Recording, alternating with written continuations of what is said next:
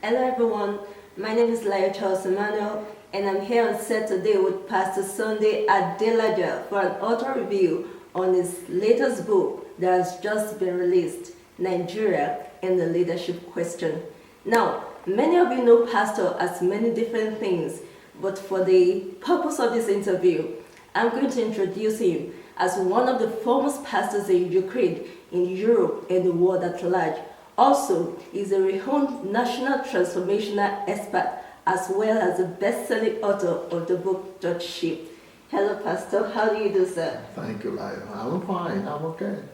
It's nice to have you here. Layo came here especially for this interview, Yes, sir. so I want to appreciate her. It's our own idea, and I think that the interview will be a blessing to many people. Yes, sir. And thank you for being bold enough to propose to do this. I hope many people will appreciate it and they will thank you for it. Well, thank you so dearly, Pastor. It's an honor to be on set with you, sir. No problem. All right, sir. So recently, I had the rare privilege to read your book, Nigeria, the Leadership Question. And I must be frank with you, Pastor. When I picked up that book, I actually picked it up with a good dose of cynicism, not because I don't trust in the power of the words you put down there, but because like every other Nigerian, I've lost hope in Nigeria, seeing this multitude of compound, complex problems.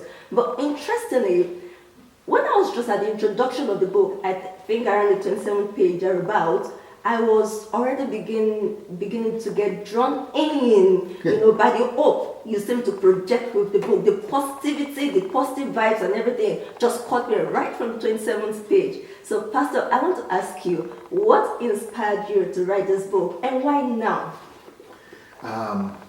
It was about a year ago, I think, when I began to have some burden for Nigeria as a nation.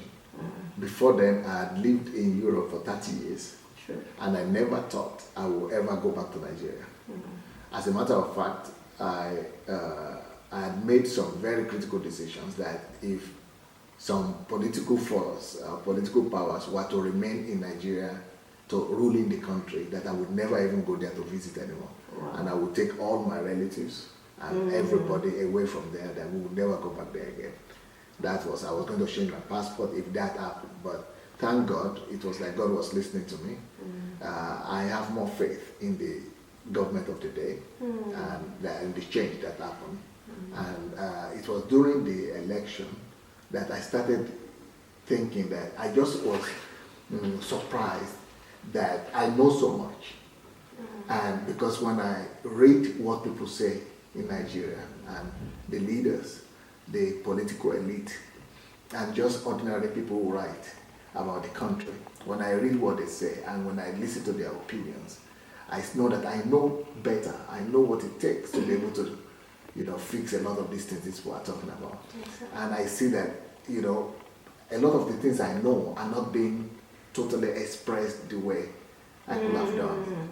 So I began, that was why, in fact, I even wanted my friends to do what I ended up doing. I called a few friends and told them, you write articles, do something about Nigeria because you are based there, you live in their country. So won't you consider to, write the position of Christians, positions of, then I discovered that all of the people I was calling, most of them were against my opinion actually. Most of them were for the previous government. And so they were, most Christians really. And so it was just the opposite. No one was ready to do what I was asking them to do.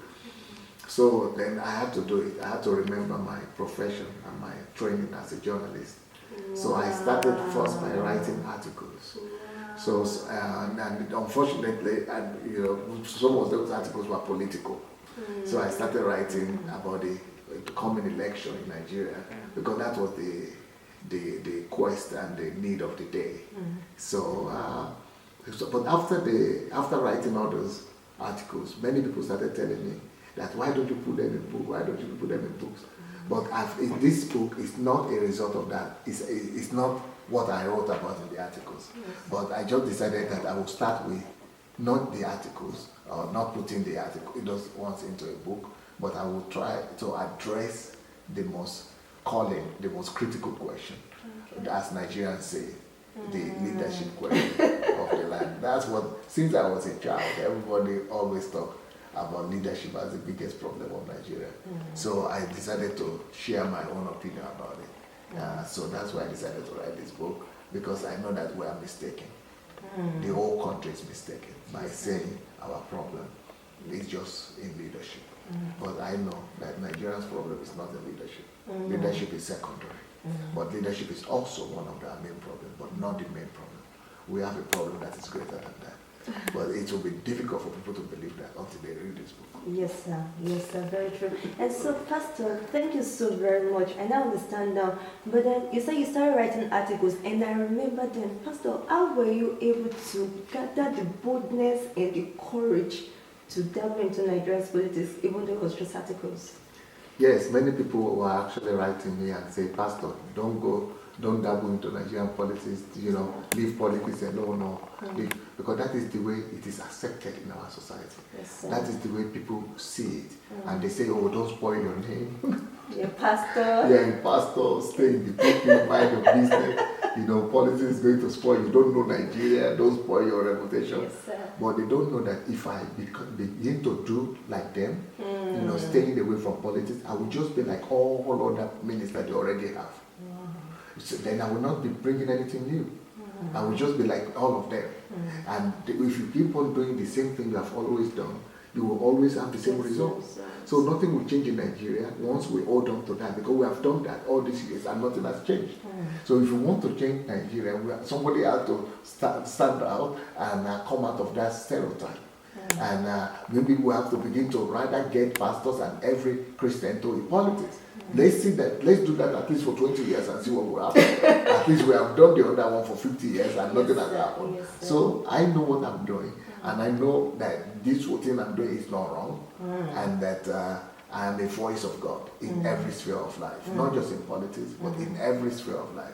I am a representative of God. I am a servant of God. And as a servant, I must represent him everywhere he needs to be.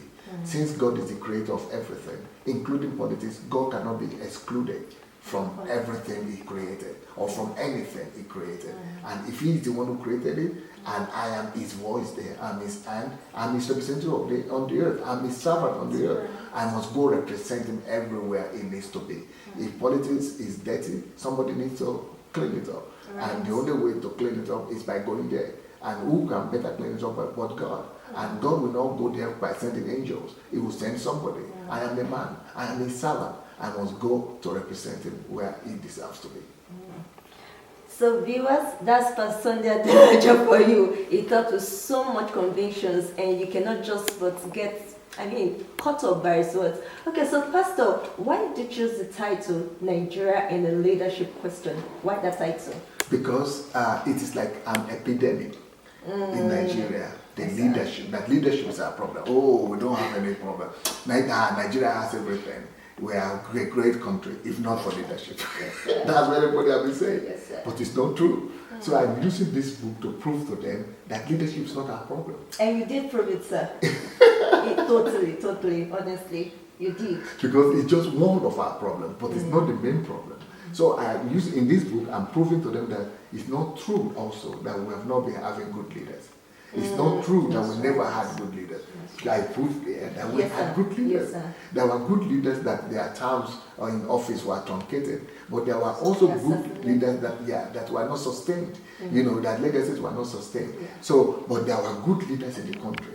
And people will say, oh, we never had good leaders apart from Mauritania. No, we've had great leaders. Read this book, you'll find them out. And also, but even when we have good leaders, we still have the same problem we're having now.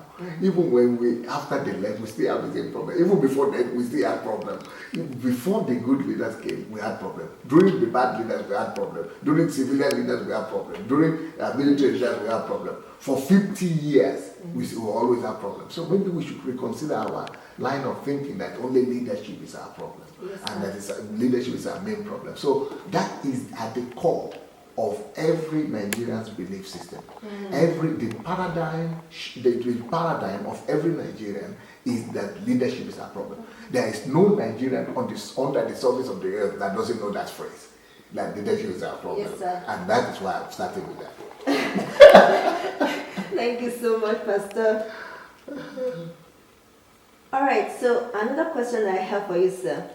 There's a widespread notion, of course, we just addressed that leadership is our biggest problem in Nigeria. But you did state in this book that leadership is not the biggest problem, it's one of the problems, but you said the biggest problem is our value system and beliefs. We have warped value systems. All right, so you also say that until we change the value system of the populace and the masses, we would always have bad leaders and corrupt politicians. I remember you described it in this book, like you said, Nigeria is like having a pot that is corrupt, a pot that is filthy, and a pot that is dirty. You said anything that comes out of that pot will definitely be filthy, corrupt, and dirty. So why are we shouting on our leaders and saying they are bad and everything? Because that's the way the environment is. So my question is, how can we go about changing the value system of the populace and the masses?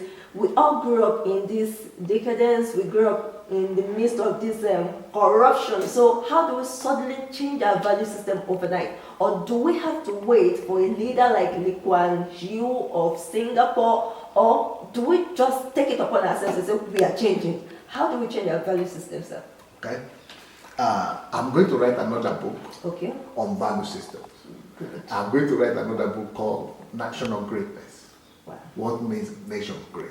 Wow. Because nations are not great by the virtue of their by the wealth, by the virtue of their wealth, right? Nations are not great by the virtue of their wealth, but they are great by the greatness of their virtues.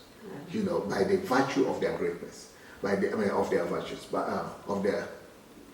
they are not great by the virtue virtues of their wealth, by the wealth of their virtues. That's what I said in the book. And I'm going to write a whole book on that. That nations are not great by the virtue of their wealth, but by the wealth of their virtues. So nations are not great by the virtues of their wealth or their potential or their mineral resources, but they are great by the wealth of their virtues. Okay, so how do we change the virtues of our country, the value system of our country? So I didn't write that here in this book. I'm going to write that. I just made the point here in this book for people to know that is where we should be concentrating on. Value system and how to change it and how to change the value system and the values. But how do we change it? I'm going to give you the gist. I've just a little bit mentioned here, but I'm going to give you the main gist that will be in my next book. Yes, sir. And the gist is that value systems are developed from 4 basic institutions. The very root of value system is the value system that we have. Your value system or my value system come from 4 basic places. One, they come from the family. Your value systems were imparted to you, inculcated into you from your childhood, from where you were a child, from your family. That's one place where value system come from. 2, where value system come from. Value system come from the pulpit of the land. Pulpit from church or mosque. Pulpit. It could be from church or from church pulpit or mosque pulpit. Comes from the religion. Right. Number 3, where value system come from. Value system comes from the educational system of any country. What are the things that we are taught in schools, primary school, kindergarten, university, colleges? They form who we are. Campuses form a lot of people. Yes, sir. So, educational system. If there are no value systems there, deflected in citizens and populations, what you have. Number 4, value systems are formed by the media of the land. Those are the main four main institutions where value system come from. Now, if any country will make the mistake of letting those four institutions just do anything they want, They become they a live a product. chaotic society. In the family, they tell you this, the school tells you this, the church tells you this, the media tells you another thing. That is just the whole mess we have in Nigeria right now. And the role of the government is to monitor Wow. and to give direction to the value system that must be taught through educational system, through churches, through families, and through media. But of course, you cannot directly, tell every family what they're supposed to teach or what their value system is. But the church, the government has the authority to use the educational system to form exactly what value system they want for their people. Just like China does, or just like America uses media, Hollywood, to form their own culture and their own value system, and the whole world is imbibing American value system because they have commission, they have people who are intentionally bringing principles and certain American values and virtues in those film industry. And the same thing with everything they do. So every country that is supposed to be great must monitor what they feed the people with through their media, what they feed the people with through their educational system, what they feed the people with through their pulpits, and what they feed the people with in their homes, morally speaking, and in terms of virtues. That is how we are going to. Then another. Okay, you go ahead. Yeah, that's enough. So, Pastor, we can actually change our value systems in Nigeria now. Now we can do it easy. We can. Easy. But nobody just knows how to do it. They don't even know where to start. That's where I'm going. I know exactly what to do. It's actually looking awesome big to me. That's why I'm asking. Yeah, okay. Okay, thank you so very much, Pastor. All right, some people have said that the best form of government for Nigeria is militarism.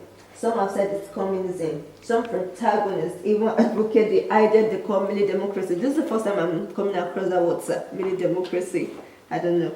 All right, so Pastor, why do you maintain that democracy is the best form of government for Nigeria, even though you cited that there are other nations where communism is being practiced, for example, and they are prosperous? Yes. Yeah, communism, democracy, there is no doubt. Through history, we have seen communism, even though they are more prosperous than Nigeria, people who lived in communism in Russia, for example, or Ukraine here, or Cuba, or other places.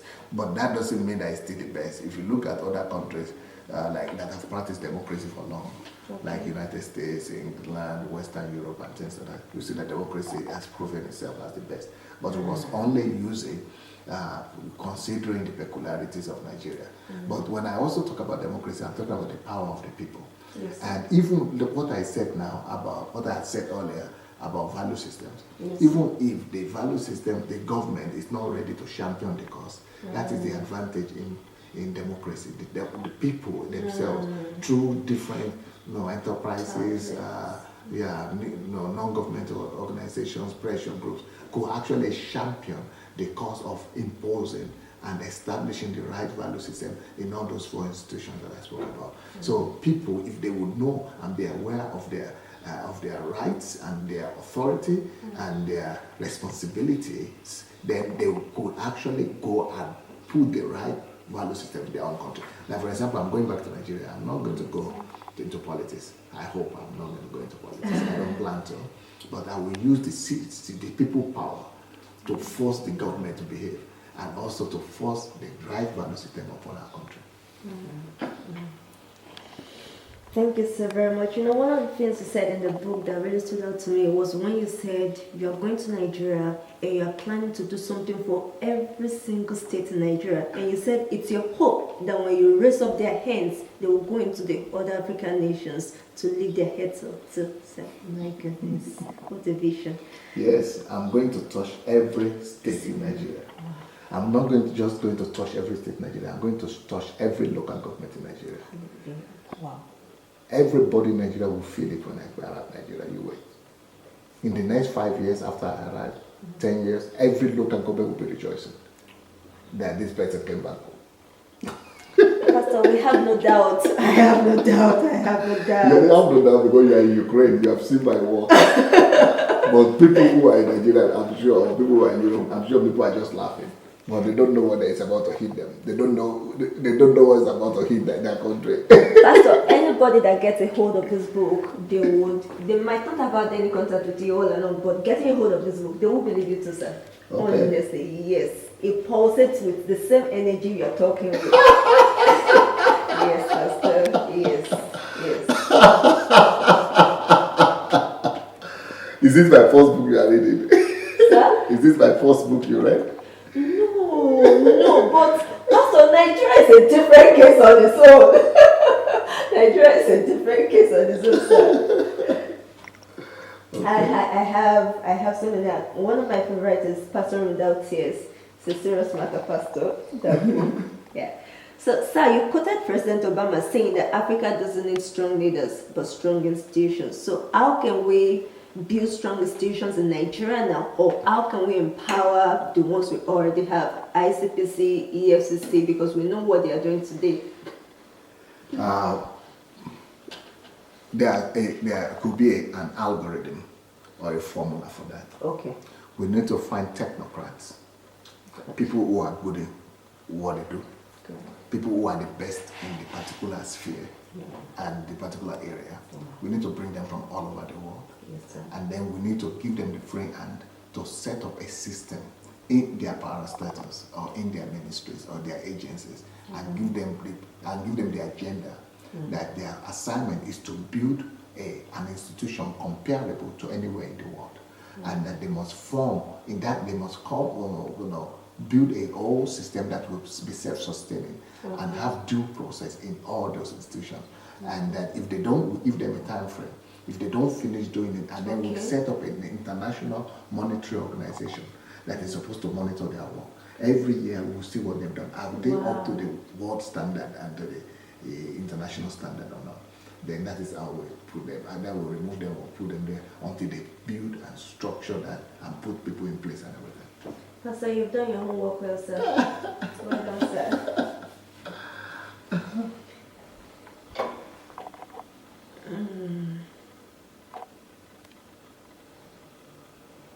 All right, sir. I want to read a paragraph that stood out to me.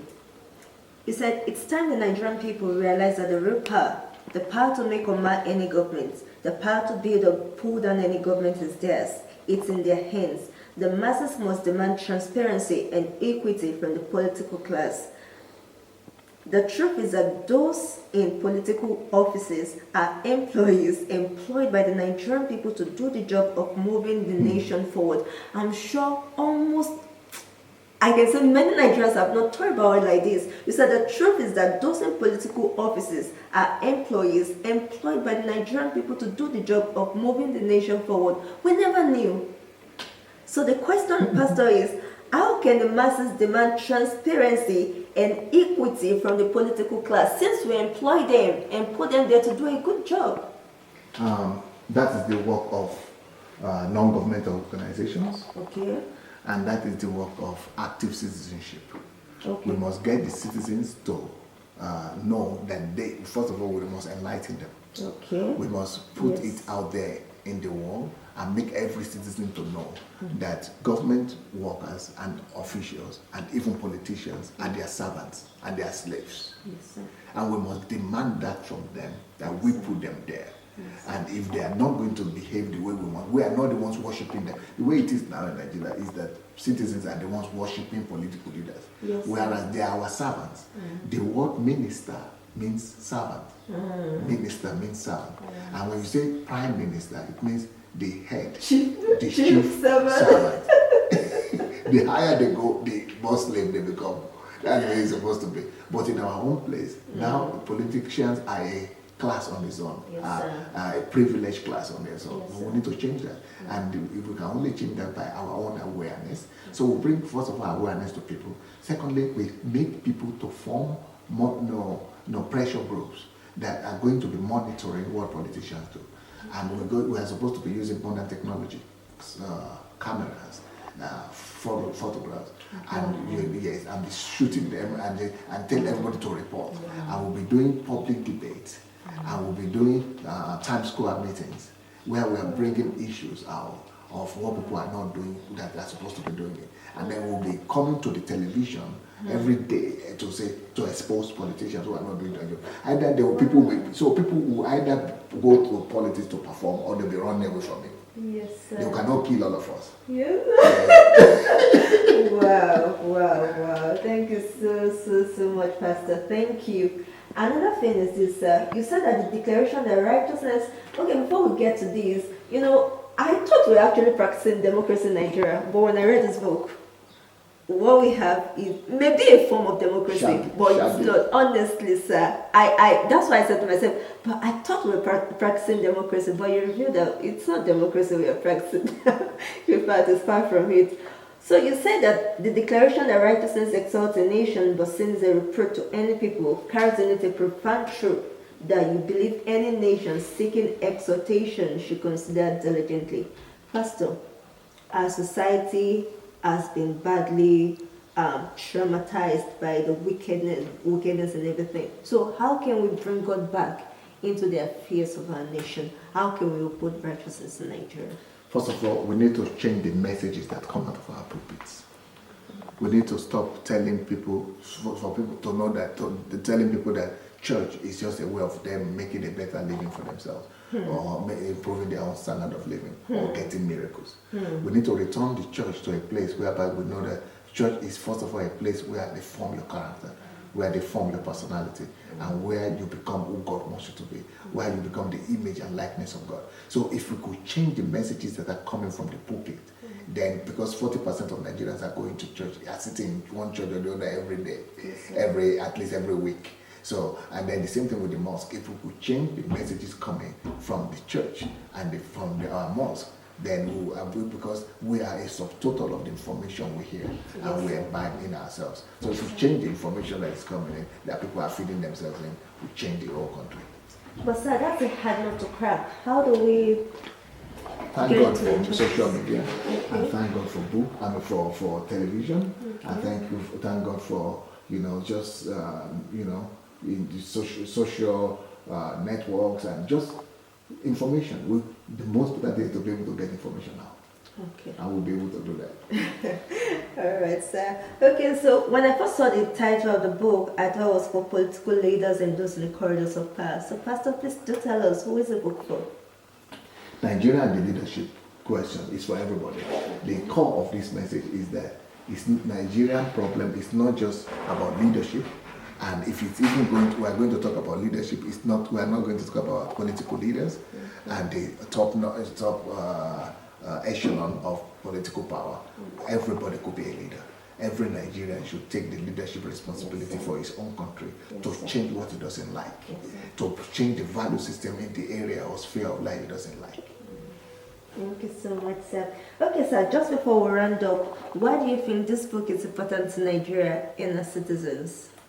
I think because it will wake Nigerians up to believe in Nigeria and to believe in themselves and to believe that Nigeria could be great again. If we all do what we need to do, Nigeria will be great again, and Nigeria is going to be great again, even if nobody else will do it. There are some people whose names I raised there as an example. And many others. Yes. So all those people, there are more people who are getting this awareness that it is us, it is we who take the power, who have the power to change Nigeria, not the government. Forget about government. We are going to arise, and I'm going to join them soon. And when I get there, anybody like it or not, Nigeria is going to change for the better. Thank you so much, Pastor. Okay, over the past years, we have had several authors write about Nigeria.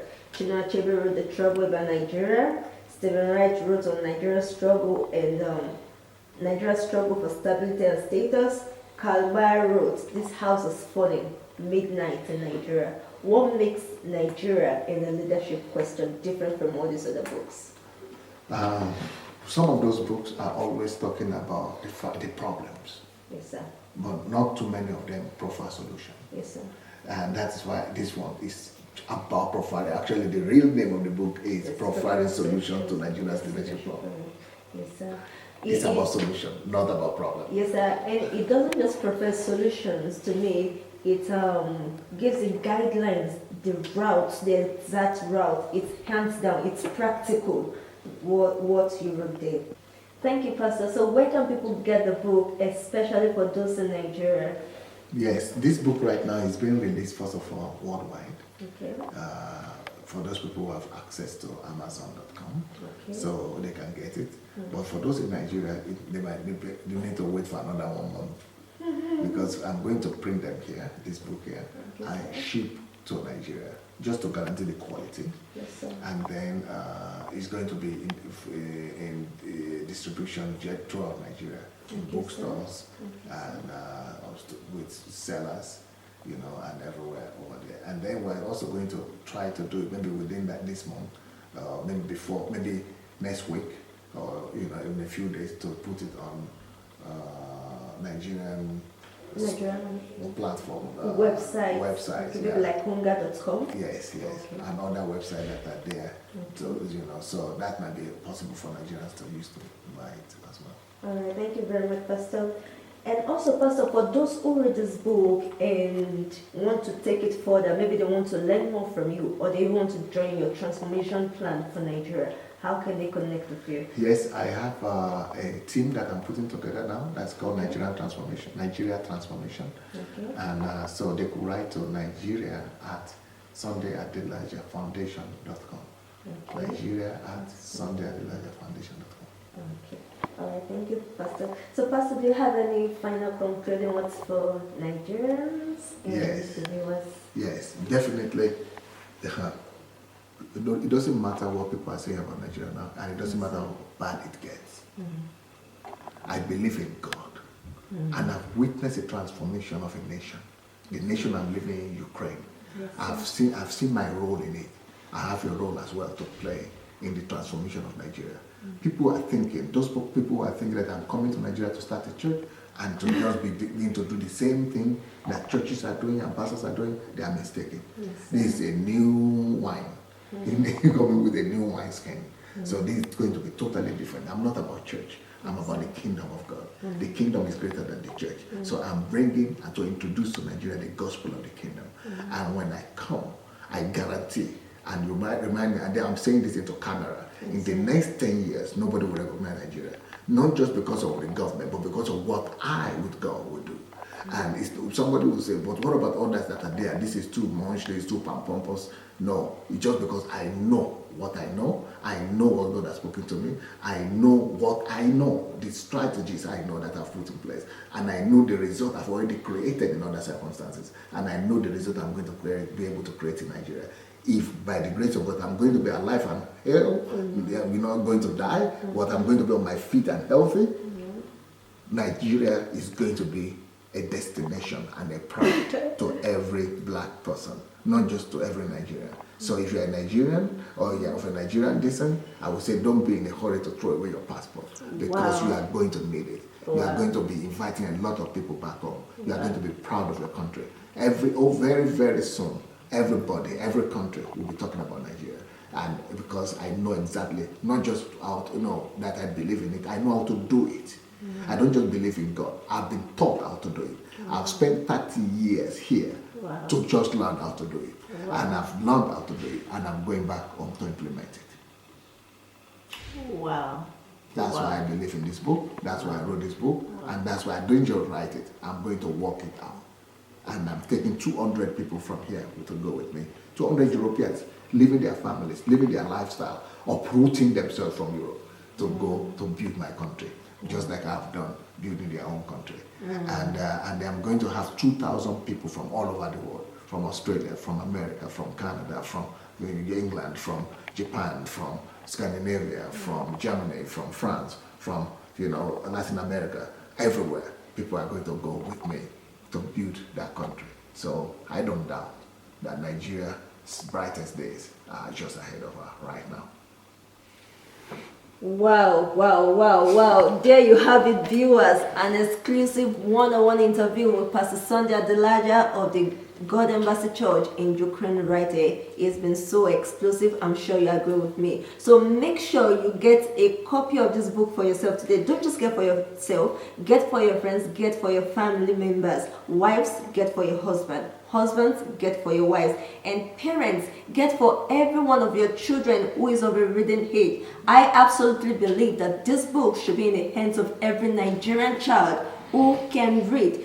This is the transformation we need in our nation. This is the revolutionary tool we need in the country. I believe in the power of the words that are written therein, and I'm sure you've heard for yourself. The truths are in gold, the truths are golden, the wisdom is ingenious, and the principles are invaluable. Thank you so very much for joining us today. Until I come your way again, bye for now.